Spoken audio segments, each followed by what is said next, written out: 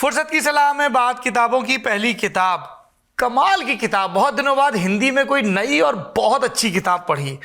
बहुत अच्छी मतलब यूँ समझिए कि एक बार में पूरी पढ़ गया, कमोबेश हर दूसरे पन्ने को मोड़ा या उस पर मार्किंग की है। इस किताब का शीर्षक है रोमियो जूलियट और अंधेरा। इसे कुणाल सिंह ने लिखा है, हिंदी के चर्चित कहानीकार हैं। लोक भारती पब्लिकेशन ने इसे छापा है। असम की गुवाहाटी की और गुवाहाटी के पास के इलाकों की कहानी है। एडगर एलन पो के कोट से शुरू होती है, years of love have been forgot in the hatred of a minute. और ये कहानी है एक हिंदी के अध्यापक की जो गुवाहाटी में काम करता है, और कहानी है एक स्थानीय लड़की की जिसका नाम है अनुभा। अनुभा और मनोज की कहानी है। इतना सुंदर गद्य और कहानी भी बहुत मार्मिक, बहुत प्यारी, बहुत त्रासद, बहुत जादुई। अब देखिए इसका वाक्य कुछ इस तरह याद है कि वह एक विनोद मेहरा टाइप निहायत ही शरीफ किस्म का दिन था। मतलब ऐसा कुछ नहीं था जो उस दिन को अलग से यादगार बनाता, सिवाय इसके कि उस दिन बारिश हुई थी। हवा में नमी और ठंडक थी जिसकी वजह से दिन कमसिन और छरहरा हो आया था। अब देखिए आगे क्या है। घरों के बारे में बात हो रही है। अजीब तरह से हल्के और पोपले, मानो एक अदद ऐंठा हुआ झोंका उन्हें उड़ाकर कहीं का कहीं ले जा पटकेगा। इन सब के बीच स्कूल की इमारत धमाकेदार तरीके से कद्दावर थी। दीवारों और छत को एक साथ नहीं देखा जा सकता था। छतों को देखने के लिए एक ऊंची और ढीठ निगाह की ज़रूरत होती। शहर बहुत ही मनहूस तरीके से पवित्र और प्राचीन लगता था।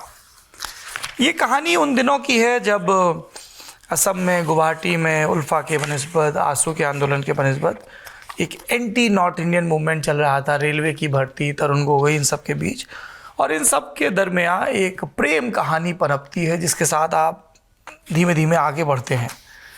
और कहानी मजबूत, किरदार मजबूत, सब रंग और भाषा में इतने नए प्रयोग। कुछ इस तरह याद है कि वह शर्म अपने होने में कांच की तरह पारदर्शी किंतु मजबूत थी, थोड़े अस्वस्थ ढंग से अस्थिर सी, जिसे महज शराब की चकराहट कहना जल्दबाजी होगा। एक बिसरा हुआ सुख या किसी बहुत पुरानी धुन की उड़ती स्वर लहरी जो अचानक बिना किसी चेतावनी के आती है और छू कर निकल जाती है। किसी बेतरह उलझे हुए सुख की तिड़कती सी गंध। ये मैं अलग अलग पन्नों के वाक्य पढ़ रहा हूँ जो मैंने मार्क कर रखे हैं। चूँकि ये कहानी है, उपन्यास है, लघु उपन्यास, तो मैं आपको कथानक के बारे में ज़्यादा नहीं बताऊँगा।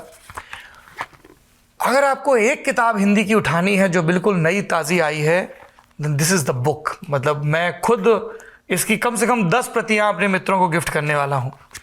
आप लोग 11वें हैं, अपनी प्रति खुद खरीदिए।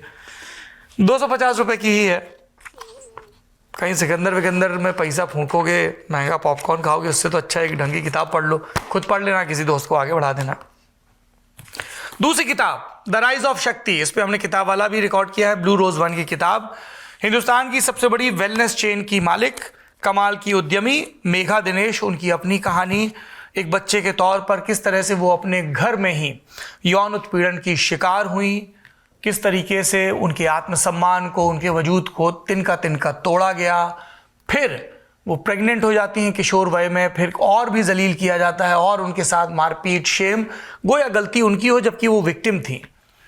इन सब संघर्षों के बाद वो आगे बढ़ती हैं, अपनी ज़िंदगी की लगाम अपने हाथ में लेती हैं, तमाम झंझावातों से गुजरते हुए अपने आप को हील करती हैं, एक्सेप्ट करती हैं चीज़ें, अलग अलग थेरेपी से भी गुजरती हैं। तो एक सफल उद्यमी की भी कहानी है, अपने अतीत के विश्लेषण, उसके स्वीकार की कहानी है, ताकि औरों को साहस मिले कि वो ज़रूरी मौक़ों पर चुप न रहें। ज़रूर पढ़नी और पढ़ाई जानी चाहिए ये किताब, और किताब वाला भी इस पर देखेगा। तीसरी मानव कौल की किताब है, हिंदी युग से आई है, साक्षात्कार ये किताब है। दिलचस्प किस्म का प्रयोग है। जिनकी लिखने में दिलचस्पी है उनको तो ये किताब ज़रूर ही पढ़नी चाहिए। देखिए एक फ़्लाइट का टिकट भी मिल गया इसके बीच। वाह साहब, गए दिनों की याद। म्यूनिक में ठंड थी और बॉस्टन में बर्फ़ गिर रही थी। खैर, तो ये एक सेलिब्रिटी राइटर की कहानी है जिनका इंटरव्यू करने के लिए एक लड़का जाता है, फिर एक लड़की जाती है, और बहुत ही संवाद शैली में लिखी गई कहानी है। जिन्होंने मानव की पिछली किताबें पढ़ी हैं उन्हें कुछ जाने चीन्हे स्पॉट भी दिखेंगे, पर कई नए प्रयोग भी हैं। तो ये तीसरी किताब है जिसको मैं रेकमेंड करूँगा। किताबें कुछ और भी पढ़नी शुरू की हैं, लेकिन आगे आगे नहीं बताना चाहिए, फिर वो आधी रह जाती हैं किताबें। रुचिता दिवेकर की किताब है, नागरी प्रचारणी सभा से आई किताब है, और भी कई किताबें। जब पढ़ लूँगा पूरी तब बताऊँगा। ये 3 किताबें फिल्मों में मैंने कुछ डाउनलोड कर रखी है, आप लोगों को बता देते हैं। एक गुरु हमने डाउनलोड की है, ये फिल्म है। एक तो हमको फिल्म देखनी है, प्रकाश राज ने डायरेक्ट की थी, तड़का। तड़का आपको मिल जाएगी ZEE5 पर, सामने सामने सर्च भी कर लेते हैं। हाँ, नाना पाटेकर हैं इसमें, तापसी पन्नू हैं, अली फजल हैं, और एक दक्षिण की एक्ट्रेस भी हैं बड़ी पॉपुलर सी, श्रेया सरन, तापसी पन्नू, अली फजल और नाना पाटेकर। प्रकाश राज ने डायरेक्ट की। उन्होंने मूलतः ये कन्नड़ा में बनाई थी फिल्म। हमारे एक प्रोफेसर मित्र ने हमको रेकमेंड की थी। तो एक तो ये फिल्म देखनी, भोजन और उसके इर्द गिर्द के मानवीय संबंधों की ये कहानी है। दूसरी फिल्म जो देखनी है वो है गोदावरी। ये एक मराठी फिल्म है, मैं देख लूँ पहले, हमने डाउनलोड कर, हाँ, ये सोनी लिव जियो हॉटस्टार पे है, सोनी लिव पे नहीं, माफ़ करिएगा, जियो हॉटस्टार की ये फिल्म है गोदावरी। से तो ब्यौरे भी नहीं दिए हैं, बताइए। तो इस फिल्म को देखा जाएगा, एक परिवार के भीतर किस तरीके से तब्दीलियां आती हैं इसमें। जितेंद्र जोशी हैं, जीतू जोशी और तमाम एक्टर। तो ये हमारे मित्रों की बनाई फिल्म है, बड़ी इसकी तारीफ़ हो रही थी, निखिल और बाकी सबकी बनाई हुई, तो इसको देखने का इरादा है। ये दूसरी फिल्म है।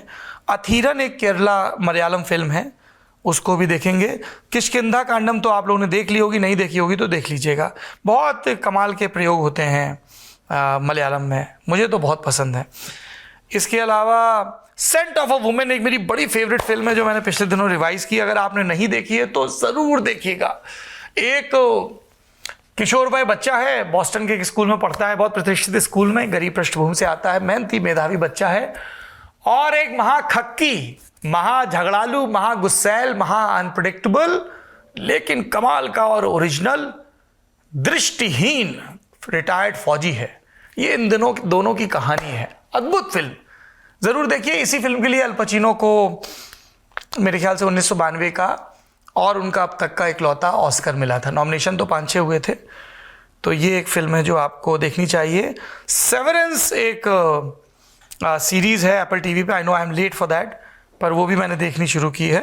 तो इस हफ्ते की यही रिकमेंडेशंस हैं। आप लोग क्या देख रहे हैं, सुन रहे हैं, पढ़ रहे हैं, ज़रूर बताइए। हमको हमारी दोस्त मिली कल, तो बहुत कमाल की, वो वाइल्ड लाइफ फोटोग्राफ़र हैं। हमने उनके साथ बैठ के भी रिकॉर्ड की थी, आरजू खुराना। तो हम लोग ऐसे पुराने गानों का जिक्र करने लगे, फिर खोज के पुराने गाने सुनते रहे, और हार्डी संधू के साथ अभी ये बैठ के रिकॉर्ड की है। तो अभी 2 ट्रैक चल रहे हैं और एक परमानेंट पुराना, 3 ट्रैक हैं गानों के मित्रों। एक है जो सदाबहार ट्रैक है, वो 90s के गानों का है, जिसमें आप लेट 80s के भी कुछ जोड़ ले, फिर आशिकी के गाने, बरसात के गाने, बॉबी देओल की फिल्म लॉर्ड बॉबी की, करीब के गाने, दिल तो पागल है के गाने, मतलब ये पूरा आप स्नान करते हुए, पढ़ते हुए, आप अपने घूम रहे हैं बगीचों में, गमलों से बतिया रहे हैं, सब चलते रहते हैं। ये तो परमानेंट ट्रैक है। फिर वो 60s-70s के गाने एकदम लैला मजनू के, कोई पत्थर से ना मारे मेरे दीवाने को, हुस्न हाजिर है मोहब्बत की सज़ा पाने को।